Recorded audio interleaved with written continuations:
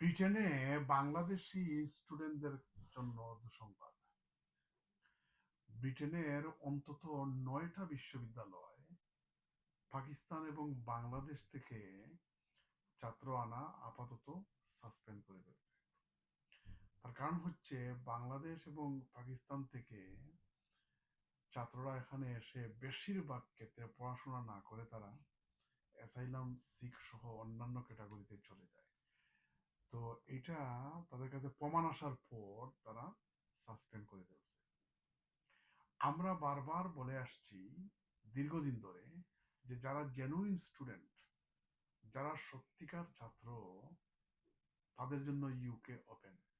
কিন্তু স্টুডেন্ট ভিসায় যারা আসবেন, জেনুইন স্টুডেন্টরা আসবেন, যারা ছাত্র নয়, যারা পড়াশোনায় নয়, অনেকদিন আগে পড়াশোনা ছেড়ে দিয়েছে, স্টুডেন্টস রোডটাকে কোনোভাবেই আপনারা এদেশে আসার জন্য পথ হিসাবে অবলম্বন করবেন না। আমরা সতর্ক করেছিলাম এবং পরিণতিতে আমরা এখন দেখতে পাচ্ছি ব্রিটেন বাংলাদেশ থেকে স্টুডেন্ট আসা বন্ধ করে দিচ্ছে। প্রথমে প্রাথমিকভাবে প্রায় 9টা ইউনিভার্সিটি বন্ধ করে দিয়েছে এবং এর সংখ্যা আরো বাড়তে পারে।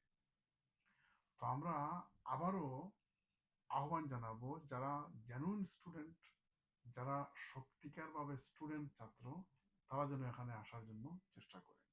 কিন্তু যারা ছাত্র নয়, যারা অন্য প্রফেশনে আছেন, যারা পড়াশোনা ছেড়ে দিয়েছেন অনেক আগে, তারা এই রুট বা এই পথটাকে ইউজ করবেন না। আর অপরদিকে হোম অফিসকে আমরা আহ্বান জানাবো যে এতে অনেক জেনুইন স্টুডেন্টরা ভিকটিম হয়ে যাবে। যারা ইউকেতে পড়াশোনা করতে আসবে, তাদের এবিলিটি আছে, সামর্থ্য আছে, যোগ্যতা আছে, কিন্তু এই ধরনের ড্রাস্টিক বা ড্রাকোনিয়ান অ্যাকশন নিলে পরে তারা আর আসতে পারবে না, তাদের জন্য দরজা বন্ধ হয়ে যাবে।